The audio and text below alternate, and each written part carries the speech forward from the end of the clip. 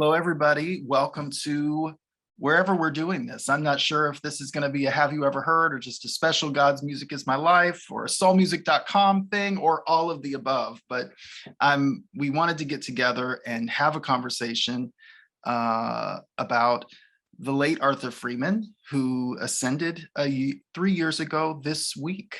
And we wanted to honor that.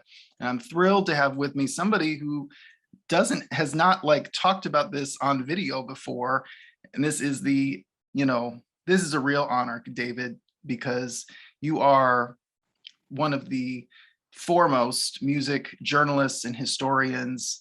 And to talk about Arthur Freeman, Revelation, the New York Community Choir with someone that was there and saw them in action is really a thrill. So I want to welcome David Nathan to the conversation.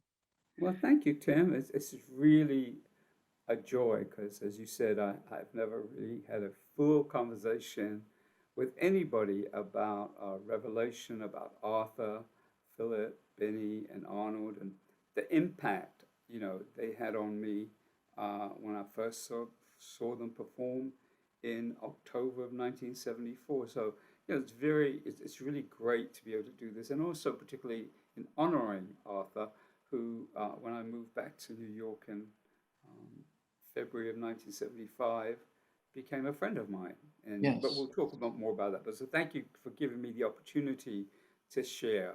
I'm really, really thrilled, and I can't think of anyone better who could ask me the relevant questions than you. Well, and just to give people a little context, if you're not familiar with the New York Community Choir or Revelation or their work, they go back to as in a sense a quartet. They didn't do quartet music, but they were a quartet, the Isaac Douglas Singers, which was a gospel group on ABC Dunhill. And they traveled the gospel highway for a long time and developed a great reputation. They quickly realized that choirs were the new trend and wanted to build community in their community in Harlem. And they formed the New York Community Choir in 1970. And they're probably most famous in many people's minds for their collaboration with Nikki Giovanni. Truth Is on Its Way, Like a Ripple on a Pond in the early 70s, where they became a part of the Black Arts movement.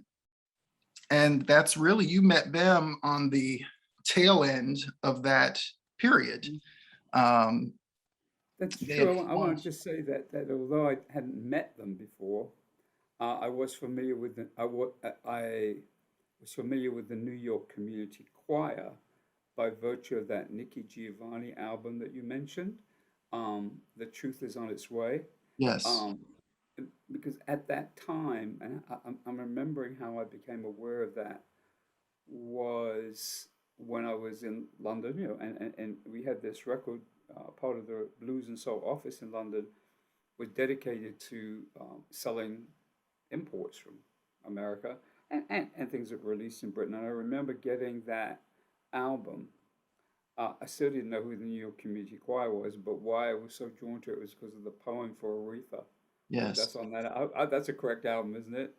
Yes. And of course, at that time, Aretha was like, for me, that I couldn't even say how important she was in my life at that point. So when I heard that poem, it was just great. I mean, that was my first time of knowing of something of an entity called the New York Community Choir. I had no idea when I listened to that in London, so the album in London, that I would ever get to meet them or know anything about them. So yeah, it's interesting. You're right. I did kind of come in at the tail end in a sense of that, and yes. Yeah. It was a big period and really controversial for them because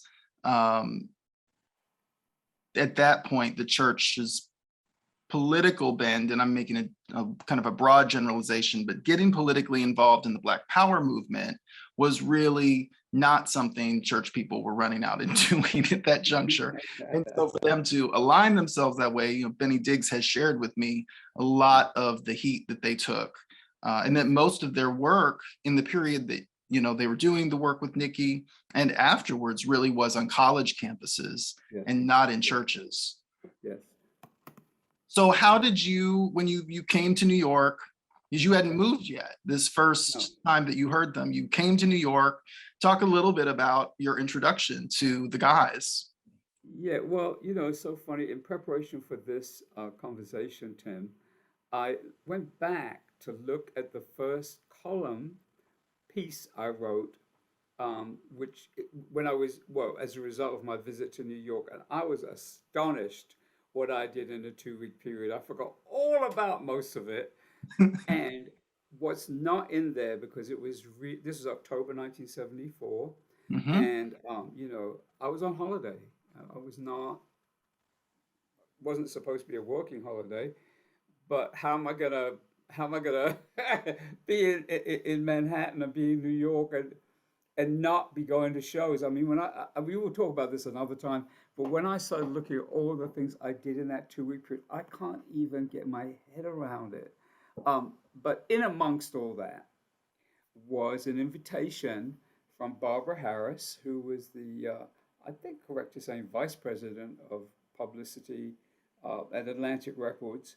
I don't remember if her title included Black Music Division. I don't remember that part. I just remember meeting Barbara in her office in Rockefeller Plaza and being quite, like, oh, wow, I'm in Atlantic Records. And, you know, we talk about different things, including, her inviting me to see Aretha and Blue Magic at Radio City Music Hall. And of great note, she said, and are you around on whatever day it was? She said, because we're having a showcase for a new group that we've just signed through RSO called Revelation, and if you'd like to come and check it out. She didn't ask me to write about it. She just think you might enjoy it. Hmm. So I don't remember the name of the club. I mean, it'd be great if we could find out, but nonetheless, I went with my friend Gary, who was actually the person who invited me to come to New York. He'd been my flatmate in London. And the only thing I can remember about it, to be honest with you, Tim, was I remember sitting just watching them. They did a few steps. It wasn't just singing, but it was.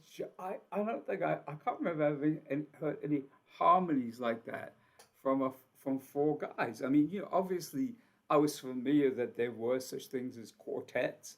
I was, even in Britain, we, obviously had different people who had come over the years, but I just, I remember sitting there. I can actually kind of see them. I actually can see them in front of me. I can see where they was performing. It wasn't like a big club, and there were tables, and but I remember just sitting there going like that, like shaking my head.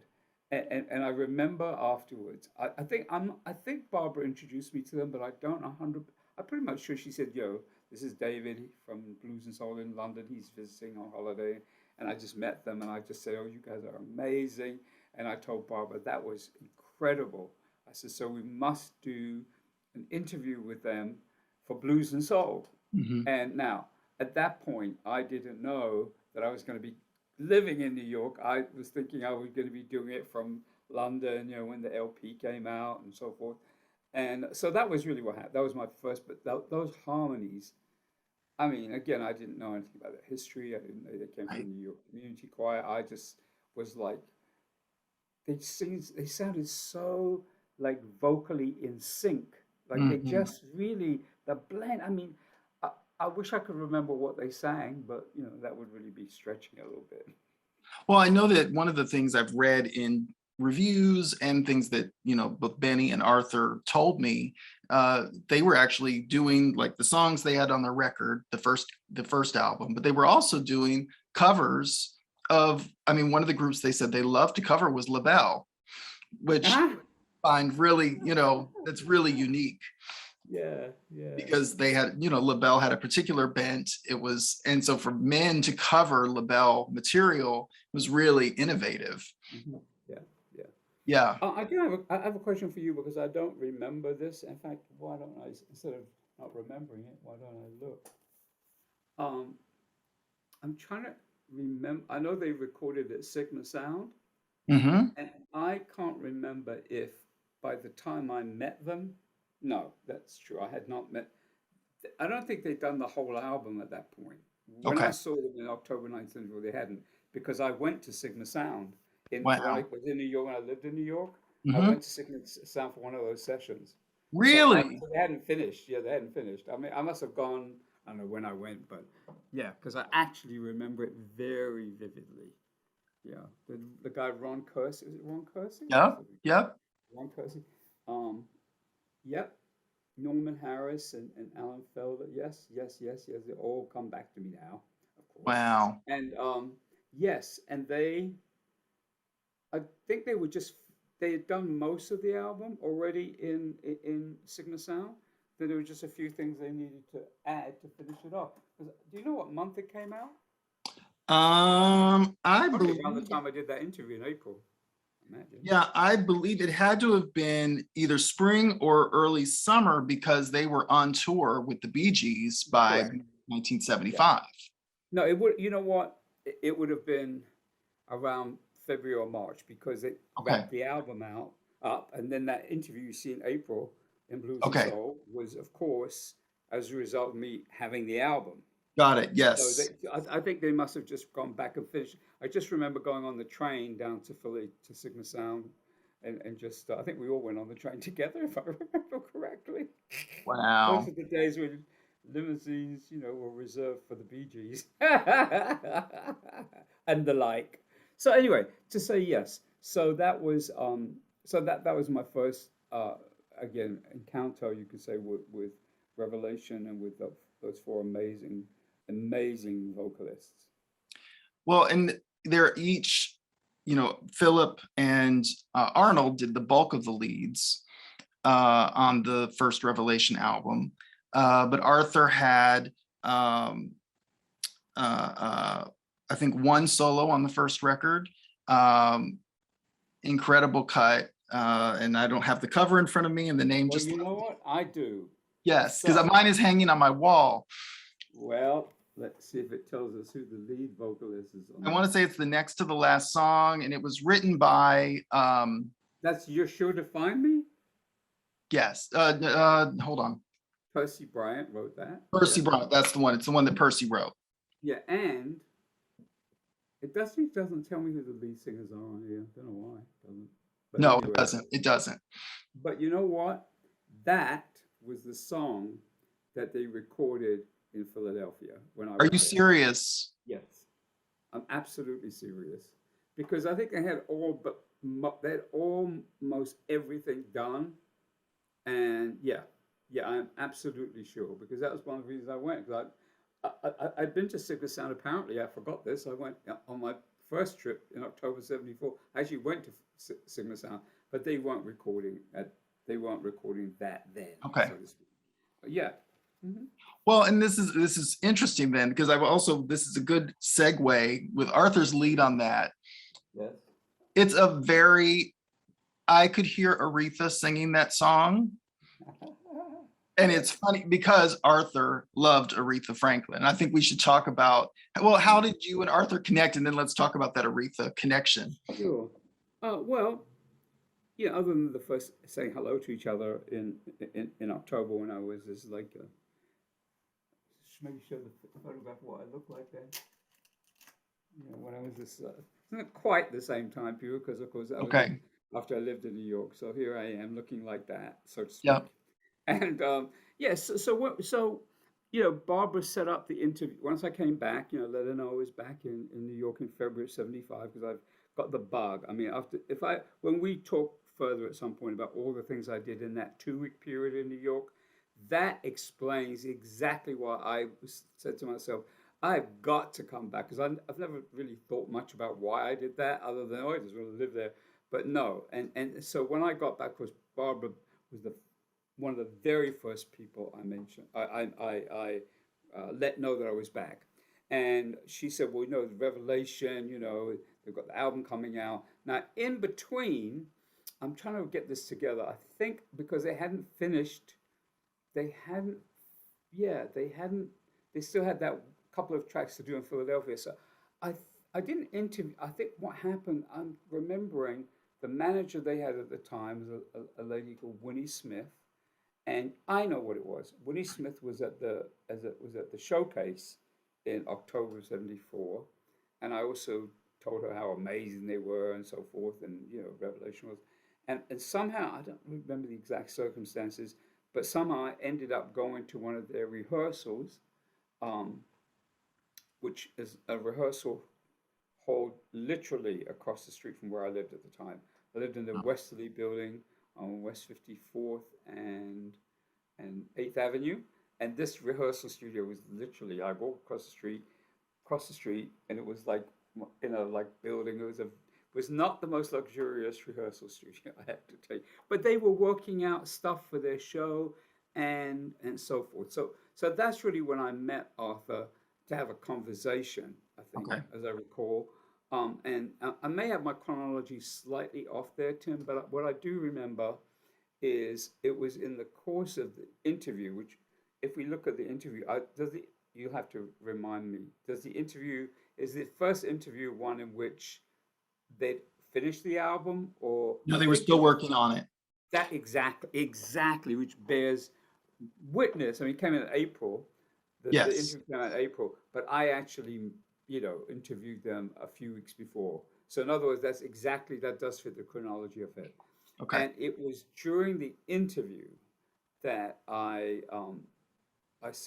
remember saying, I'm now living in New York and doing stuff for blues and soul, and I really would love to. And we were talking about their background, of course, in gospel and everything, and I thought, well, yeah, always one of my, dreams is to go to. I think I might have said I just think I said a gospel church. I don't, because I know how to say.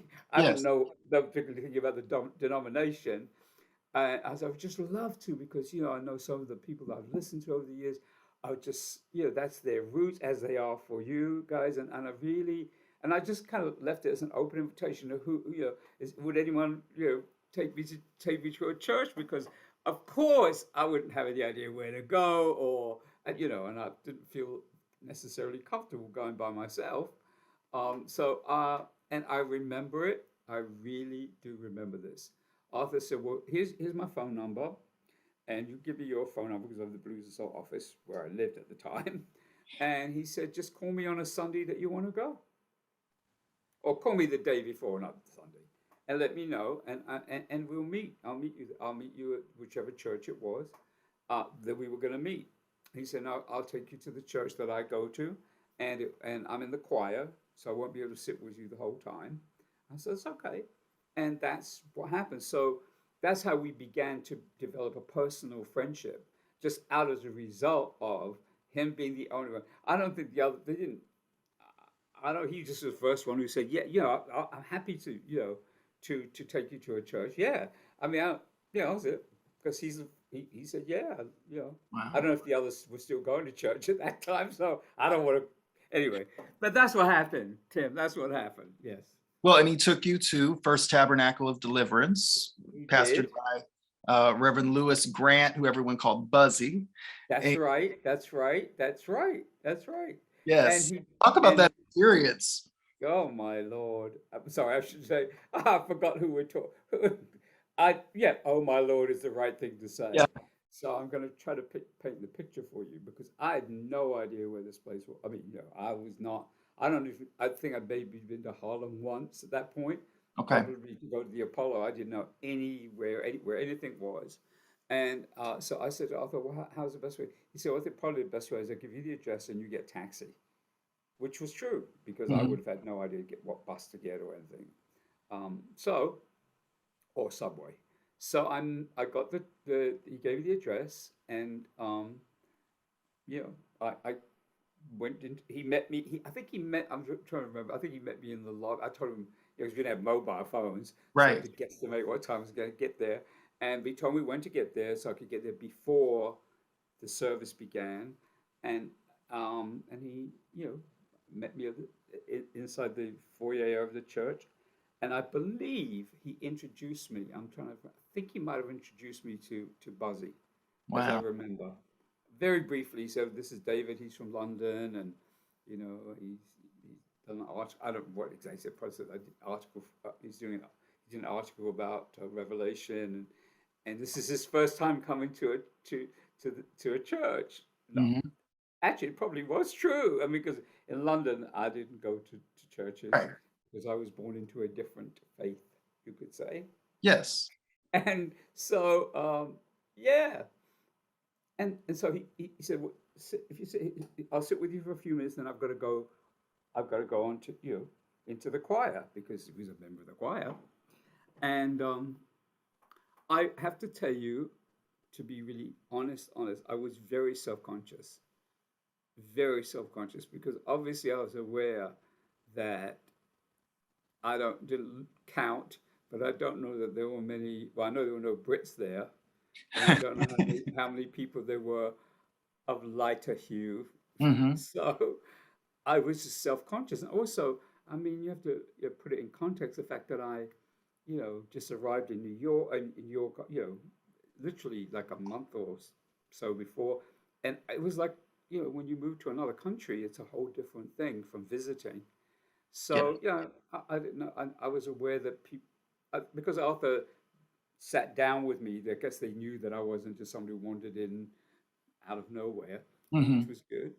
And then choir sang, and it was I was quite like, wow, this real choir. So first I was singing a black gospel choir. That's what I called it in my mind. Hmm. Wow, wow.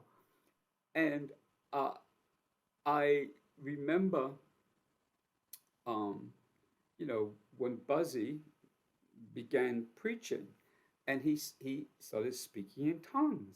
Now I had I'd never seen that. I don't even know if I knew what it was. I Hmm. just was like, he suddenly started speaking, and I thought, I said, what language? I wasn't thinking about what language it was, but I can't tell you how, other than some divine, um, um, I say intervention, divine, divinity. I don't even know what the word is. I don't have a word for how this happened. And I was listening to him, and I said, "Oh, oh, I can hear what he's saying. He's saying, this is we have to learn to, bring peace in the world, and we have to really learn how to love each other, and and just, and I just knew what he was saying. Yes. Yeah, and I thought everybody in the church understood what he was saying. Everybody heard I what you. did. Yes. I did. I just thought, well, just because I've seen it for the first time doesn't mean nobody else hasn't. But I'm sure they all understand what he's saying. I didn't think any more about it. I was like, oh, okay. So after, Arthur came to meet me, where I was sitting in the pew, and he said, I said, oh, Arthur, that was amazing. I mean, that was phenomenal. I mean, this is like a dream for me to see a gospel choir in a church in Harlem. I mean, I was like, yes. And he said, and I said, it was amazing what the preacher was saying. And he looked at me like, what? I said, well, he was talking about the importance of loving each other and peace in the world. And he said, how do you know that? I said, I don't know. Didn't everybody know what he was saying? He said, no. He said, I said, honestly, I don't know, explain to you how I heard what he was saying in English. I heard it in my head, Yes. and I don't know how that happened. And he just looked at me really strangely. He really did. Like, okay, that's not usual, David. I'm like, it isn't? He said, no. No, it's not. So I was like, okay. I don't think I even knew how to react quite. Now, Hmm. there's something, I haven't really ever shared this with anyone. I probably told Arthur. So I think I didn't tell Ozzy that I knew what he was saying, but I think I met him. Said, oh, that's an amazing experience for me, and so I got a taxi back to my apartment, and this is a bit spooky. So I hope you and everybody else is ready for a little spooky. I got to my flat, which was on the fifth floor. I think it was 5K in this westerly building, which was a massive, apartment complex. And when I walked in the door, somehow someone had shot, it looked like they shot a bullet through or something through the window. There was no bullet, I couldn't see anything, but there was a hole in the window where someone had somehow, I mean, couldn't, Wow. obviously nobody, and I freaked out, like, what is that? And I didn't know what, and even to this day, Tim, when, of course, I called the building office and I said, they said, well, how did that happen? I was like, I don't know. I said, I came home and there was like someone had shot something through the window. Wow. And there was no, like I said, there was no bullet anywhere, there was nothing. And it really freaked me out. I called Arthur. I said, I don't know what happened. I don't know. Something weird's happened. So I don't know if that had anything to do with the church experience, but it was Wow. the only time it happened. So I don't Wow. know. Maybe I was getting a message from somewhere. I don't know what the message was, though. But it didn't make any difference. I carried on with what I was doing. Yeah. Wow. Well, I've and I, never told anybody that, actually, other than wow. Arthur, when it happened. Yeah. Wow. Well, I have to ask because everybody I've talked to from First Tabernacle, they all recall the incense. Do you remember the incense burning? No, no, I'm sorry, I don't. Okay. Sorry. Okay. They Well, is everybody that where they have it and they would kind of walk around with it in the little kind of I believe yes, I so. kind of remember that, but not vividly. Okay. I interviewed one person and they said the incense would be so thick you couldn't see. Well, that wasn't my experience on that Sunday. Maybe they decided since I was visiting, they shouldn't. I'm kidding. I'm kidding. Well, No, and no. for people who aren't aware, First Tabernacle it was what they call a spiritual church, which is a little outside of the conventional church. And so they believed in communion with the other side, conversations with the other side. They, burned incense, which a lot of church people felt was really, not okay. Mhm. Um, and they were also very Pentecostal Mm. in their expression. And so, dancing, speaking in tongues, that was very much the norm there in First Tabernacle. I mean, they were famous in New York, in Harlem. I want to add one other thing, which I do remember now. It's that coming back to me is one of the things that was also happening. The more he preached, the more people started to get in the spirit and fall Yes. out. I'd never seen that. I've subsequently learned so much about it, but I'd never seen that. And there were no, and I remember now there were nurses, Yes. helping. Yeah, but this is all kind of coming back to me as we we're talking about because I haven't revisited that moment for a long time. Right. But yes, I'm remembering, and it was like, I, yeah, I mean, I don't even know what to say. I mean, imagine that's your first experience ever of going to a church, what I still called then a gospel church.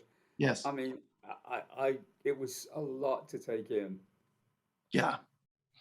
Well, and I think that they were that kind of expressive church, and Pentecostal churches aren't typically known for, I want to say this the right way, liberality in terms of the ways they are in the world. And so that the spiritual church, though, is very different than that. They're almost in some ways humanistic in some ways Mm, because they really believe in being a part of the world outside. And yeah. so that revelation could exist as a group of men from choir doing what other church people would call secular music uh, was and it still is very unusual. Yes. Um, it, as a reality. Yes. And they did it. They were just doing both. They were successfully the New York Community Choir and then Revelation, and not a lot of separation between the two. Mm-hmm. Yes.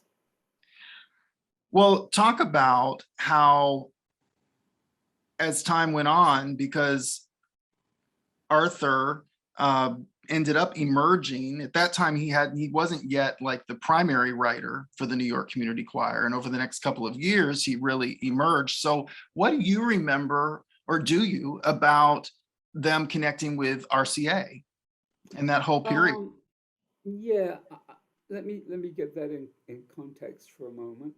Um, Here's what I can to fill in a little gap there because what happened, um, is after that first interview in in April of '75, I started hanging out with them. I mean, obviously, I went to the church with Arthur. Um, I got to know the keyboard player, Percy, who wrote the song "You Sure to Find Me," and we became friends. In fact, I always have to credit Percy Bryant as the very first person who ever um, accompanied me at a piano Wow. singing.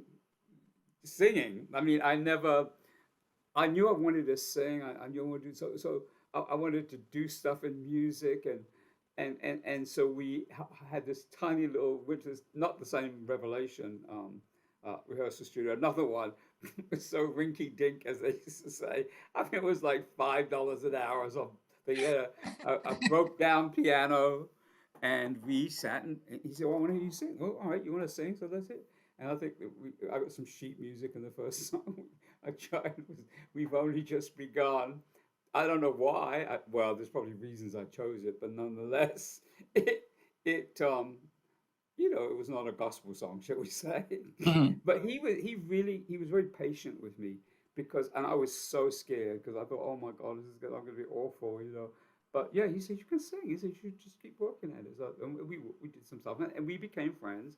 And Arthur and I became friends.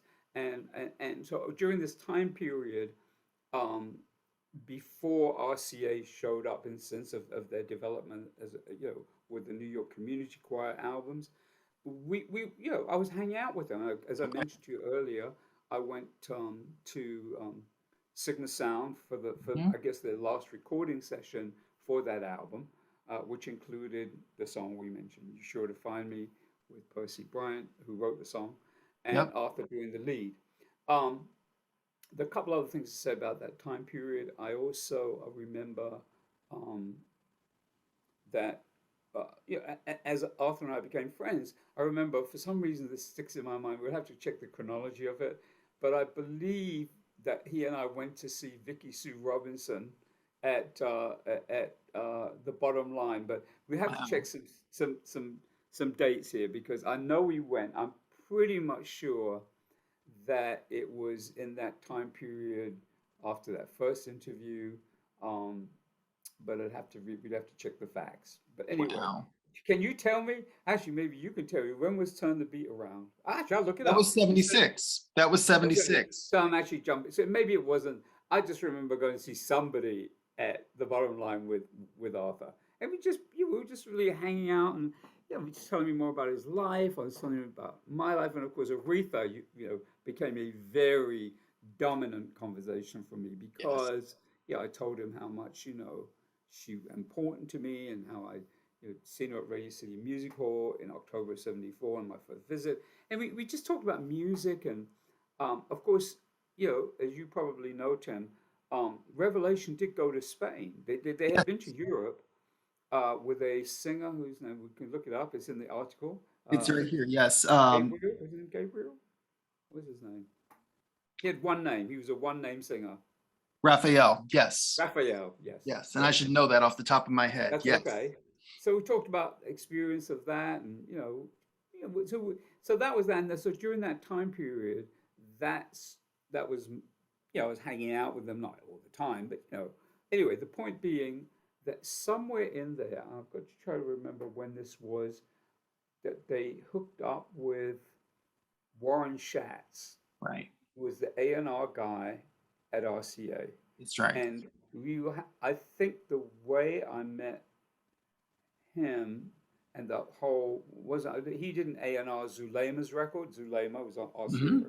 recording artist, but I'm trying to get this chronology of it correct. I'm not sure, but anyway, somewhere in there, um, I remember going to a rehearsal, a New York Community Choir rehearsal, Wow. um, when they were beginning to record that album, Make It Real Wow. Count. And there was the whole choir. It wasn't just like three people. And I was like, Right. whoa. And I'd never seen the New York Community Choir because Right. I'd only been to the church, seen that choir, and I'd seen Revelation, but I'd never seen this whole choir. I'm like, I felt very honored to be there. I mean, the fact that they let me just watch the whole thing, I was just in complete, like, you'd have to kind of imagine what it was like for me. I mean, I've been listening to all this music, since 1964 in London, but the idea of actually seeing a mass choir like that, oh, it's brilliant, man. It was brilliant. I mean, those memories are so, etched on my consciousness. I mean, that they were really the first. So many ways, Arthur, Benny, Philip, Arnold, the whole world of Re- Revelation. I'm going to be a little corny. Revelation provided a lot of revelation for me in terms Yes. of music, and this is the music I grew. You know, Aretha. I keep saying Aretha, but other artists who obviously career musical pathway began in church and in the gospel world. So yeah, and so I don't remember how that came about. I do remember Arthur telling me that they were making a record for RCA, but now you have to correct me if I'm not correct here. Were they still on RSO? No. After You Okay, to Me Are so Everything, which was in 76, okay, their relationship with RSO ended. Revelation did sign with RCA, I'm guessing as part of the New York Community Choir deal. I think Revelation got that's an album that through is that correct. deal. That's correct. So then I might have my chronology a little off there, and probably going to that rehearsal for the choir was in '76 because Okay, so obviously that would have been for the first RCA record, which was Express Yourself. correct, especially correct. So here's the only thing I do know that happened in between. Two things happened. Well, one in particular. Um, I believe, and you can again tell me if my chronology is correct. I remember seeing them in Central Park opening for the Bee Gees. Wow, that would have been 75. Yeah, Yep. and Central Park was literally you know, a 5, 8 minute walk from where I lived, my apartment, and uh, and by then I was starting to go to concerts a lot, and and of course the idea of seeing people in Central Park. I think I saw BB King in Central Park. I mean, all these people. I'm not, this is like not even a kid in a candy store. This is like what, and for everybody else around me, they was like, Heaven. oh yeah, no big deal. Like I'm like, you don't get it. And I actually do remember them opening for the Bee Gees, and that was a big deal. I mean, that was a And this is massive. what they looked like at that time. Yes, and yes. And yes. In fact, I will find it. I don't know where it is, but there is a photograph of the of Revelation on stage that was taken for at Central Park. That was taken, I think, at that point by Bill Pierce, who was the photographer of Blues and Oh my Soul. But goodness. I think it's on. I'll look and see if I know I have it in my computer. I do, Wow. because he would just take photographs, and we had this whole column in Blues and Soul, which he and I created called Soul on Camera, Okay. and he would take the photographs and I do the captions. And I Wow. remember there is one. We will find it. We'll find Wow. it. So that was how that all came about. So I think that's the only place I got to see them. I'm trying to remember if I saw them in any other setting because I think they went on tour. They were on tour with the Bee Gees. It wasn't just one date in Right. Central Park. It was a world tour. Yeah. So that yeah. So that was how that continued. Hmm. What was and you and Arthur also wrote together. Oh, the long and winding road. No, we didn't write that. We didn't write that. So here's what happened. So I went to live in Los Angeles. I wasn't in New York for obviously for about 6 months. And when I came back with my tail between my legs, I was like, "How many you come back? You can be able to handle it. LA is too quiet, it's too slow."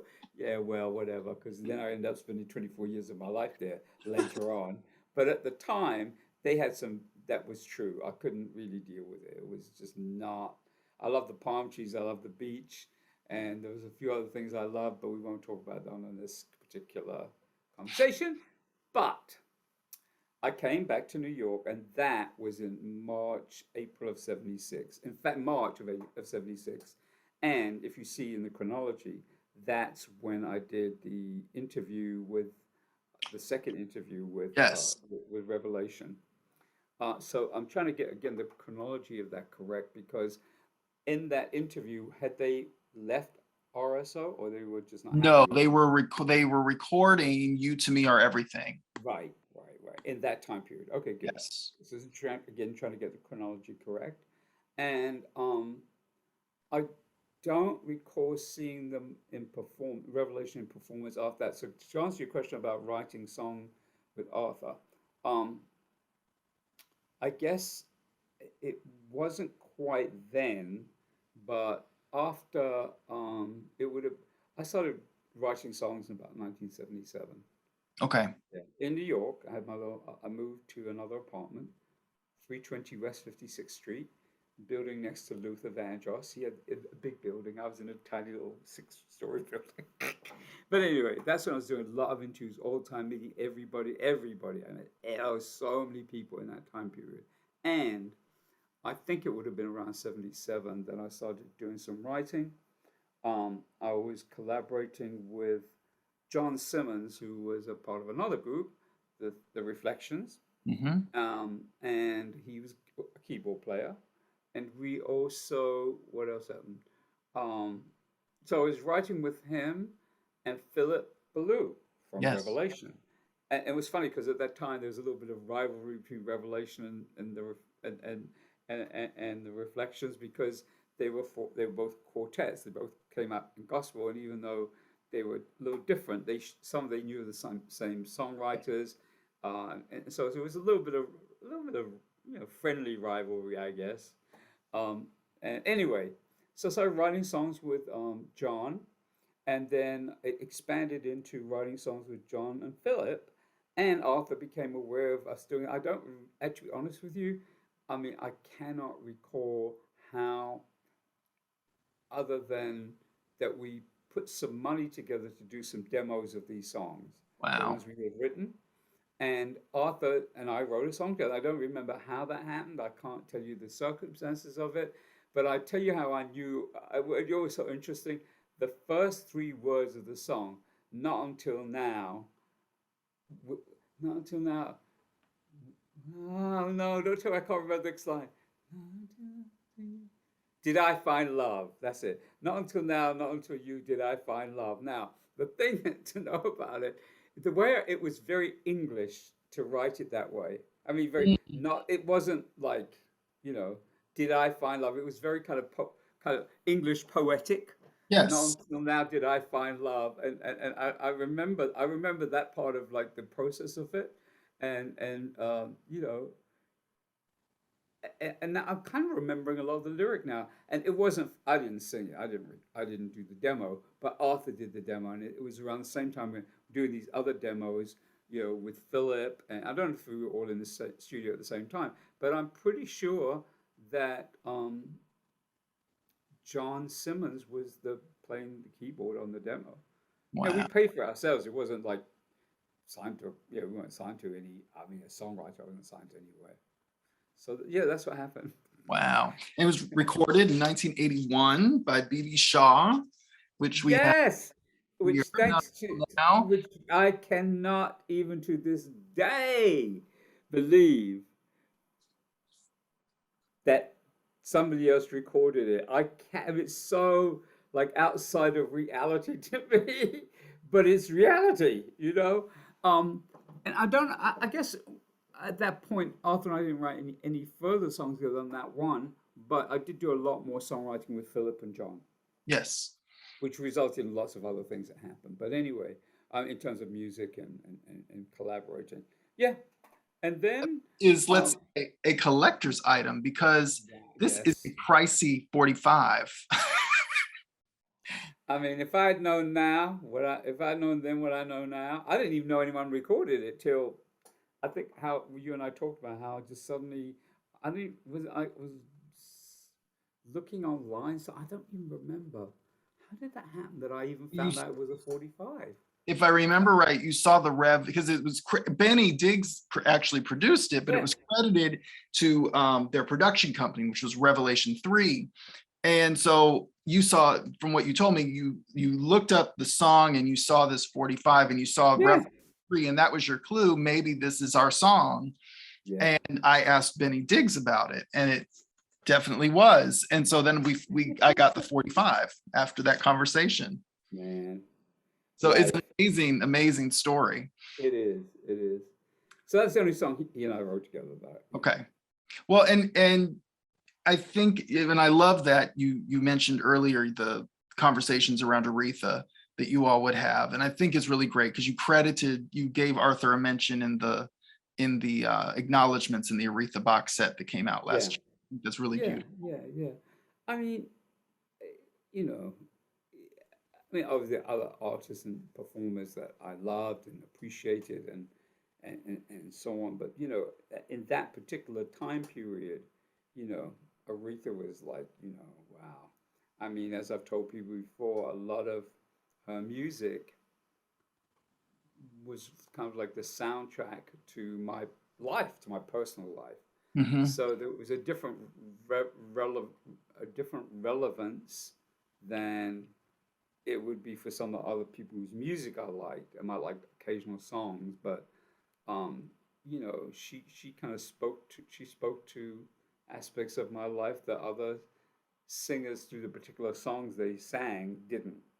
So and I've spoken not voluminously, but I definitely know that was she spoke to some part of me Yes. that the other ones didn't. And Arthur and I did have conversations about Aretha. I mean, he, of course, I don't know anybody, well, I say anybody, but anyone who came up in the world of gospel was a member of the choir, like the New York Community Choir, and so forth, that would not have some admiration, respect, adoration for Aretha.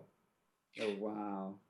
He loved her. He loved her. I mean, Yeah, when I still have every text message we ever um, really, really. exchanged, and Aretha is, I would say, a good percentage of those, particularly when she passed. That was really hard. Yeah. I remember we texted through the entire funeral. Yeah, and I Uh, was there too. See, if I had known then that you all were connected with each other, I mean, I would have been texting both of you during that 7 hour experience. well, and I think that, this, we should probably tell a little piece of our story because it's definitely connected. Um, I went back to college late in life at 38 years old in 2014, and had only been introduced to the choir 2 years prior, 2012. My friend, the late Daryl Coley, um, pointed me to the New York Community Choir, who I did not grow up on. I was an 80s gospel kid, not a Yeah, 70s gospel kid. And so yeah, I did not have the framework. And I grew up in Florida, so there's a whole region piece. They just weren't a hmm part of my framework. And Daryl Coley said, "Oh, Boo, you need to check out the New York Community Choir because they're right up your alley." And I didn't know what he meant by that. And when I heard Arthur was the first voice I heard singing with the New York Community Choir, a song called "Let's Go Higher." yeah, I said, "Oh, I need to know. There's a story under there. I know there's a story. That's a story." Because Arthur's voice was otherworldly, and hmm he sang in a falsetto that sounded like a full voice. hmm And I heard "Let's Go Higher," and I said, "Oh, I need to know all about this group." And I kind of just put it back there. And when I went back to school and I knew I wanted to go to graduate school afterwards, I said, "Well, I'm going to have to write a thesis. What do I want to write about?" I was living in New York. And I said, "Oh, okay, this is the time. I'm going to write the New York Community Choir story for my thesis." And I sought out Benny Diggs first, and yes, Benny connected me with Arthur. yeah, And Arthur um, Your experience with Arthur is very much like the experience I had with Arthur, in Yeah, that we were immediate friends. yeah, yeah, It was yeah. immediate. We had our first interview, and I think I talked to him in some form every day after that Really? for the Wow. next, I guess, 5 years till he Yeah, passed. yes. And he just became more than somebody I was working with. He became family. He became family to me. And so in the days before he passed, he called me Son Timothy. Mm. Son Timothy, I want to be on Instagram. And I said, okay, I will set up an Instagram account for you. And our last texts are me trying to explain to him what to hit on Instagram so that he could get on. And it was he was not grasping it. He was not grasping Instagram, but he'd asked me to send you a message. Mm. And so I sent you that message, and I got a message in the middle of the night 3 years ago this week from Benny Yeah, Diggs telling me that he had ascended. And yeah, yeah. I that was the day you got the message, which was Mm. so crazy to me. And Well, so yeah, yeah. I mean, it's so much to say in there. I mean, the fact that I had really, to be honest, I thought he was still in human form, mhm, I thought he was in the same incarnation that I'm in, but I didn't. I hadn't spoken to him for years and years. I didn't know where he lived. I mean, really, not out of any, thing bad that happened. It's just, life. People drift apart. They move. I was living in Los Angeles. I was there for 24 years. I mean, all the things yeah, that I would have no idea, how he was or where he was. So there was a big gap. And in fact, when um, I connected with him through Instagram, thinking that I was connecting with him, obviously not knowing that it was actually you who set it up, I couldn't believe it. In fact, I don't know if you still have the message, but I did send him a message, yes, yeah, saying, "This is this the real?" I think something like, "Is this the real Arthur Free?" or something like yes, what?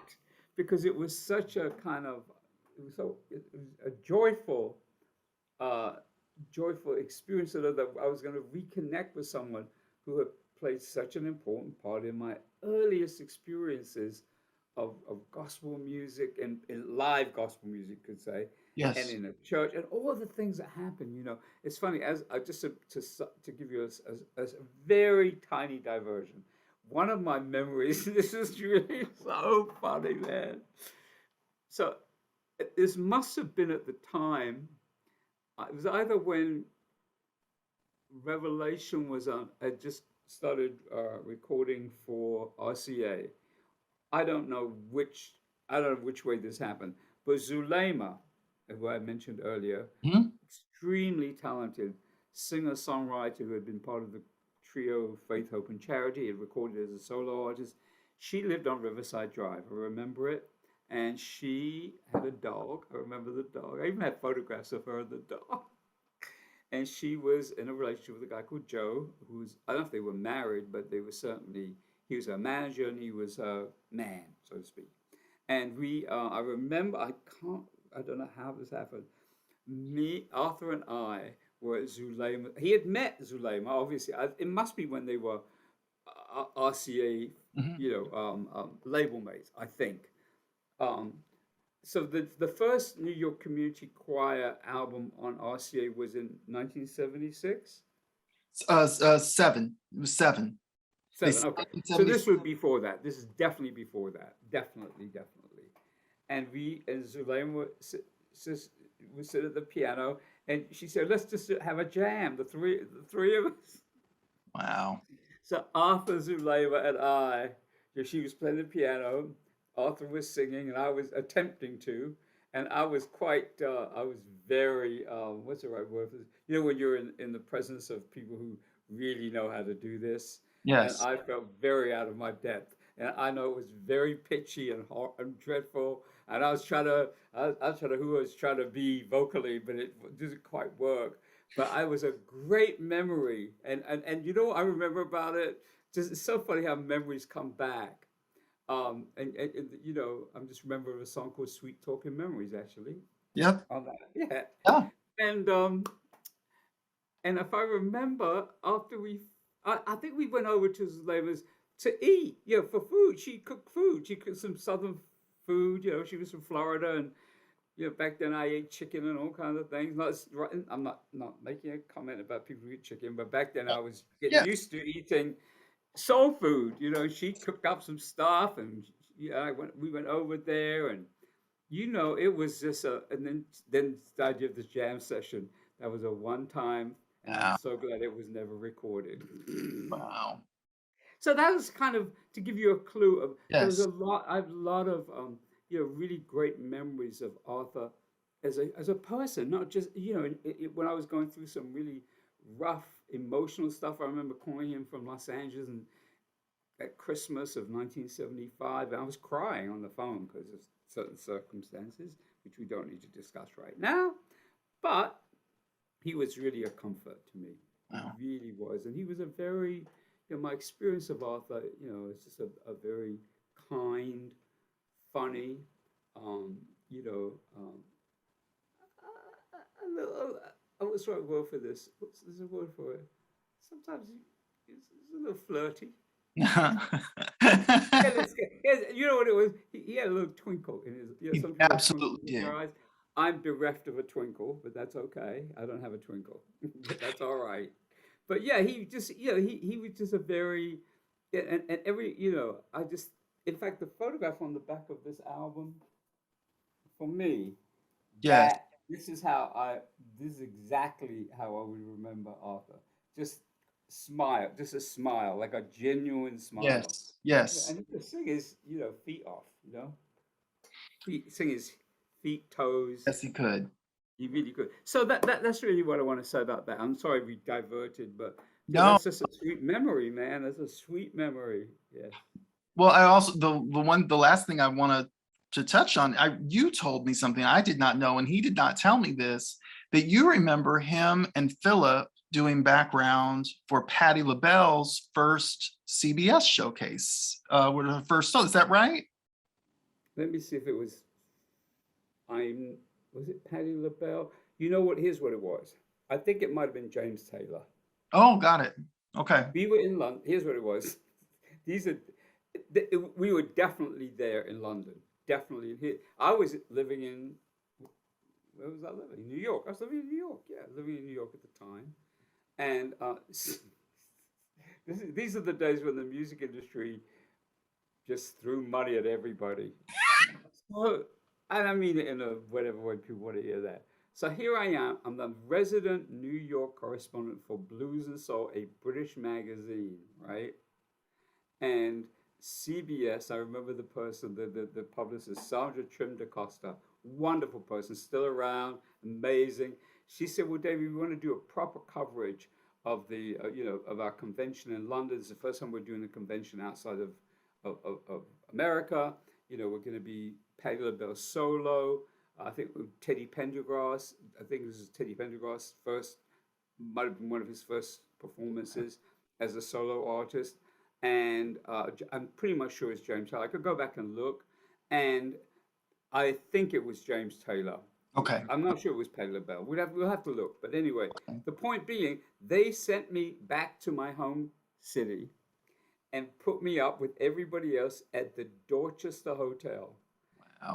on Park Lane, and you would have thought, I mean, I thought I was like the who knows what. I thought this is like, man. And I was very naughty because then I invited my mom to lunch on, yeah, because you just sign off on everything. I invited my mom to lunch. I invited my dad to lunch separately, but that's a different story. But you know, I just, you know, I said, oh, and they said, well, can you afford it? I said, well, I'm not paying for this. He said, what do you mean not paying? So we just sign up, and Arthur and Philip were on that tour, were on that show. It Wow. was about a week long event, you know, not week, but 3 or 4 days. I will check on that because it's in one of the columns I wrote for Blues and Soul. Okay. But I couldn't believe, yeah, and I want to remember we were just clowning around. I mean, then they weren't rehearsing. We were just clowning. They said, "Well, you get take us."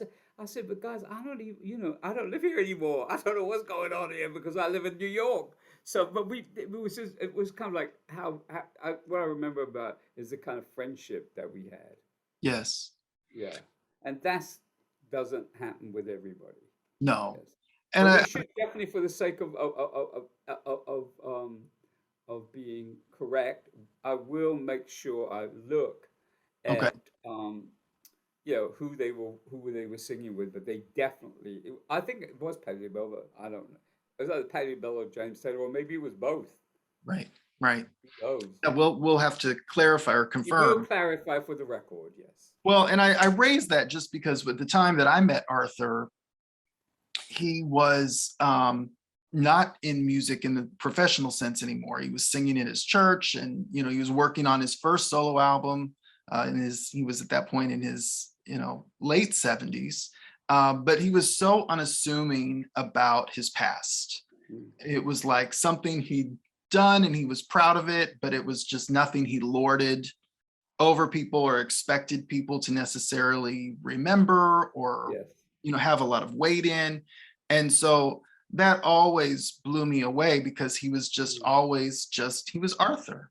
It was I a kind called of him brother humility, Arthur. like a genuine humility, or a humble way of being about him that Yeah. was not a put on. Some people, when they kind of create this kind of vibe of being humble, it's Yes. not real. But with Yes. him, it really was. And so, yeah, that's another thing I remember about him. And I just want to say one other thing about those early experiences of when I came to New York. I mean, to have someone kind of take me under their wing in a sense, to introduce me to a world, yeah, the world of gospel music. I mean, as I said, my background, my growing up in England, of course, I heard people sing gospel at certain times. I come to Britain, Edwin Hawkins singers.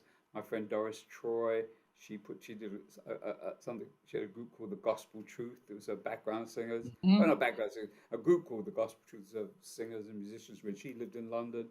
And so I'd seen choirs, but I'd never been, not in a church. And so he really did. I don't want to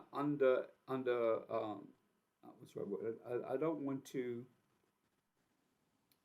underplay the role that he actually did uh, take on in my life to introduce me to that world. Now, also to say, because this is important to include this, you know, it also opened my being in a sense to to I'll say religion, but to faith and to spirituality. I mean, Yes. that got developed further when I met Maurice White, which was only a few months after I met Arthur in September. Right. That was in Los Angeles. But so this is all part for me, a part of a journey, um, which I had to have been open to. So I Yes. mean, Yes. and because and I'm clear that all those experiences contributed to my, um, who I am as a human being, Yes.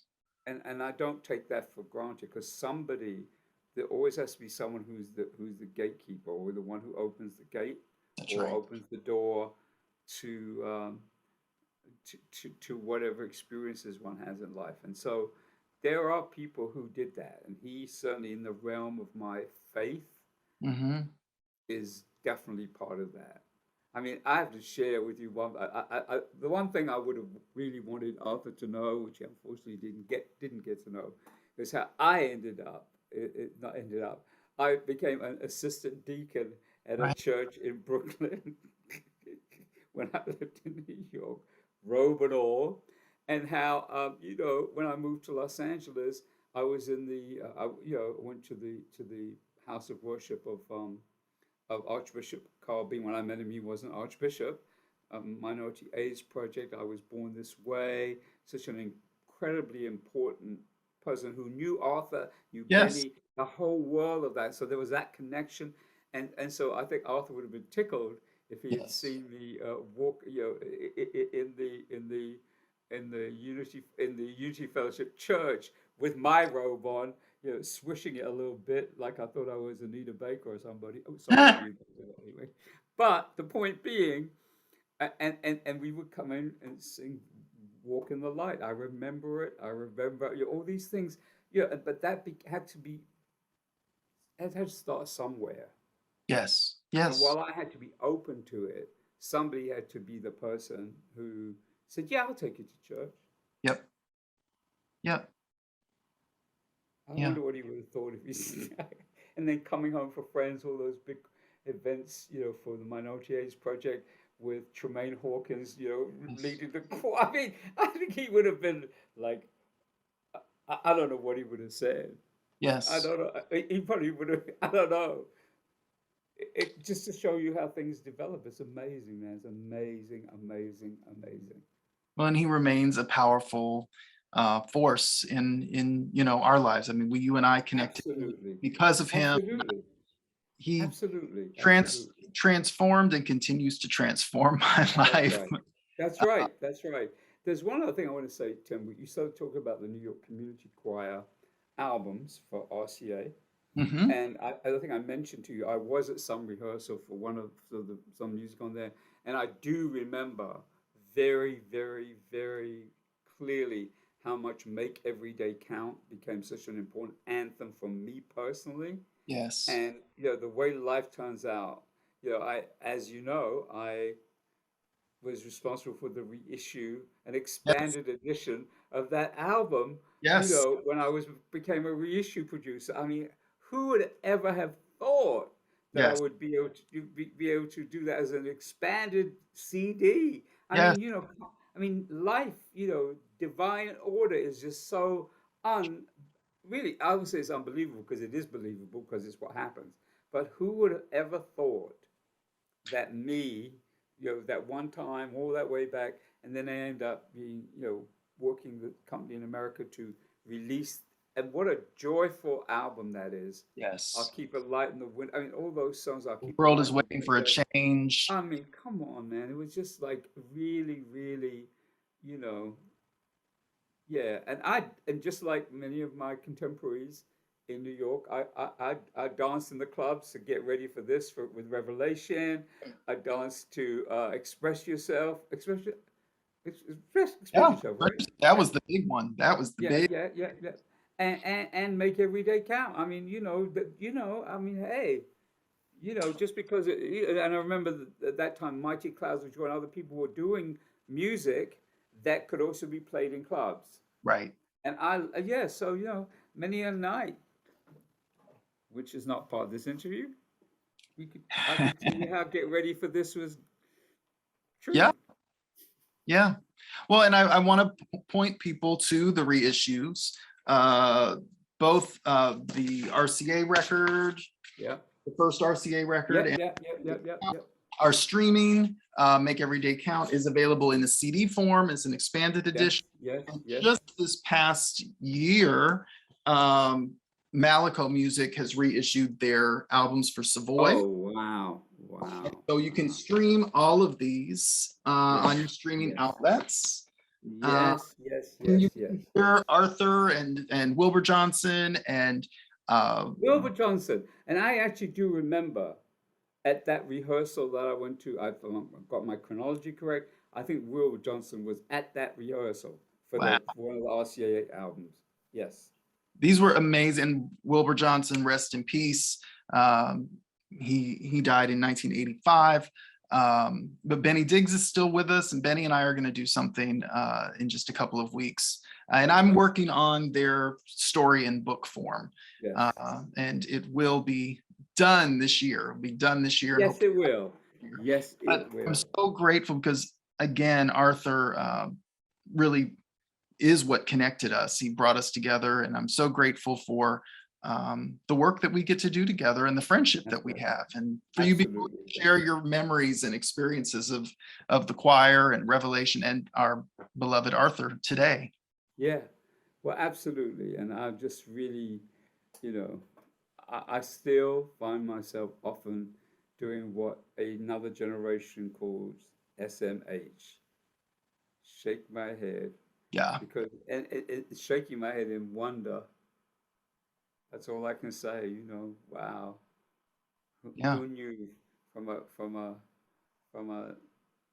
1974 holiday experience of seeing this quartet that blew my mind really, to all the things that have happened since. And here we are, all these years later, you and I talking about Revelation, talking about Arthur, talking about the Yes. New York Community Choir.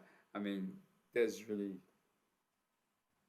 I don't have anything else to say except thank you. Thank Yeah. you to Arthur. Yes. Yes.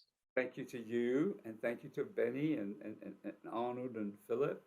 You know, I mean, just so many. I think I just want to say so many sweet talking memories. Yes. Well, and that's the power of music. That's what music does. And so I want to encourage people again to stream these albums. I've got a link in the video. You can find a link to my Substack, which is an expanded article about the New York Community Choir and touches on Revelation, and there's more coming. So I thank you, David, for this time. Thank you, Tim. And make sure you stop by soulmusic.com and subscribe. There's going to be some exciting things coming there as well. And you can keep up with the new old music that's finding its way back out again. That's right. All right. Okay. We Until should just next say time, that it will be a revelation that's when right. people go to soulmusic.com. That's And right. thank you for all the work you do Of in course. all the spheres that you do this music. The music you do it's really about joy and uplifting us all in a time when we all need encouragement, inspiration, empowerment, and just to experience that, we are not alone. That's right. That's right. Well, I think that says it all. So It does. until For next now. time.